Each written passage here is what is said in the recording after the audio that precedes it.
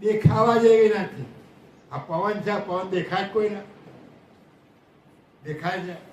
તેનો અનુભવ થાય છે. હાથ ઠંડી હવા દેખાય તો નહીં ને.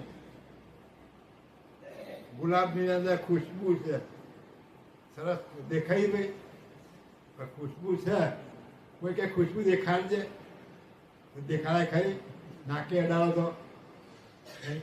એટલે આ તમારું ચૈતન્ય સ્વરૂપ અને કર્તા માલિકનું સ્વરૂપ અનુભવમાં આવે એવું છે. આ ચર્મ દ્રષ્ટિથી દેખાય એવું નથી. ચર્મ દ્રષ્ટિથી શું દેખાય? ક્રત દેખાય. ચર્મ દ્રષ્ટિથી શું દેખાય? ક્રત દેખાય. તમારું સ્વરૂપ ના દેખાય. તમારા સ્વરૂપનો અનુભવ થાય.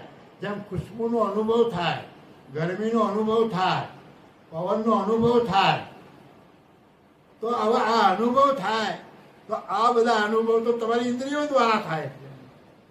નાક દ્વારા ખુશ્બુનો અનુભવ થાય, હે, આંખો દ્વારા રૂપનો અનુભવ થાય, ચામડી દ્વારા ગરમ ઠંડાનો અનુભવ થાય, કાન દ્વારા શબ્દનો અનુભવ થાય, જીભ દ્વારા સ્વાદનો અનુભવ થાય.